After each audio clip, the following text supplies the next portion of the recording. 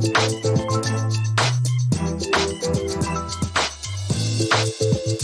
everybody, Lisa Sabaniak here from lifelikeyoumeanit.com, coming to you live to talk a little bit more about beating imposter syndrome.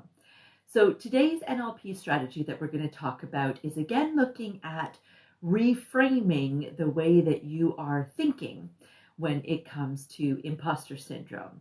So the issue with imposter syndrome is not just that you've got negative self-talk, because pretty much everybody in the world is going to talk negatively to themselves at some point, aren't they?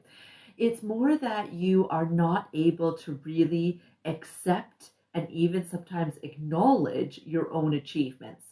So there's always some sort of reason for why you were able to get the job or land the husband or have the beautiful kids or whatever. There's always some sort of, you're making excuses basically for all of the positive things that are in your life, that you just can't come to terms with the fact that you would have actually gained these things from your own merit, that you are a hard worker and are talented and that's why you got that job, that you are a decent, loving, kind, beautiful human being and that's why you have your husband, or same thing with that's why you have wonderful children that you've been able to raise because of you, right? So what I want you to do, this is actually our last video in this series. And so what I would like you to do with this is, we've looked at a couple of other videos of you actually looking at somebody else. And I'd like you to do the same sort of thing with this. When you're looking at somebody else and you're thinking about how talented they are or how much they deserve to have those good things in their life and how they have earned the things that they have because their merit stands alone, I want you to step aside and ask yourself really, truly, and honestly, how many times have you needed to see them succeed in order to consider them successful? So did you need to see them be successful at running a meeting, say in your workplace, 3 times before you were like, wow, they have good meeting leading skills? Right? Get really serious. I know that I'm kind of lighthearted with it, but get really serious, right? If you're really feeling like you don't deserve to have your job or your hubby or your children or your house and all of these types of things, then look at somebody else that you feel honestly and truly they do deserve to have those things. And then really look at the criteria, right? Not just what is making them successful, what talents do they have, but really getting real with yourself of how much evidence do you need to determine for yourself that they deserve what they have.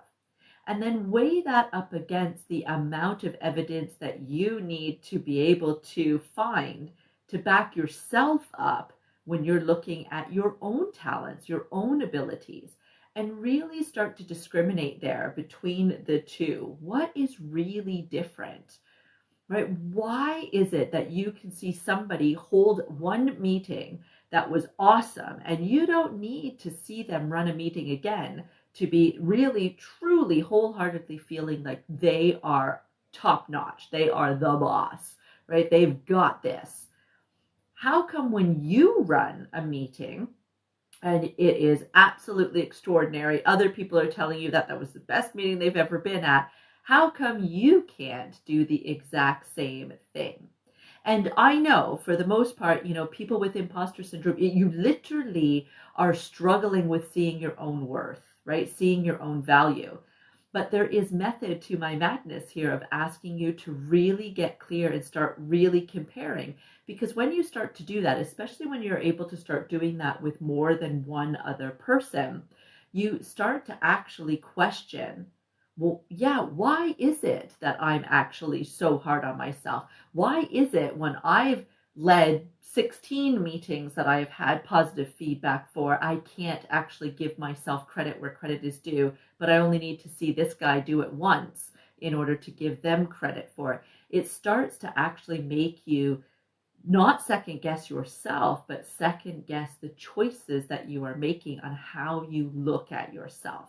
And as soon as you start to bring awareness to that, you start to consciously notice that there's a big disconnect between what you expect with yourself and what you're expecting with other people, then that awareness actually is what changes everything. Because then you start to actually seek out why that difference is there and how you can eliminate that difference. And those things tend to flow actually fairly naturally. It doesn't actually take a huge amount of work to actually take it to that next step. The work is in actually being able to bring a conscious awareness to how you're feeling about yourself in comparison with how you're feeling about other people. That's the biggest step here. And once you can get to that place and actually have awareness about what's making you tick and why you're thinking the way that you're thinking, etc., it really does have the power to change everything. I hope that this has helped. Swing on over to my website, lifelikeyoumeanit.com/calendar, and book in a free 30-minute discovery call with me, and we can check out how NLP is going to help you in battling with your anxiety, your imposter syndrome, your stress levels, whatever it is that you are dealing with, that you're resonating with in my talks. Come on over and have a free discussion with me. I can't wait to meet you and learn more about you. Again, that's lifelikeyoumeanit.com/calendar. Thank you. Bless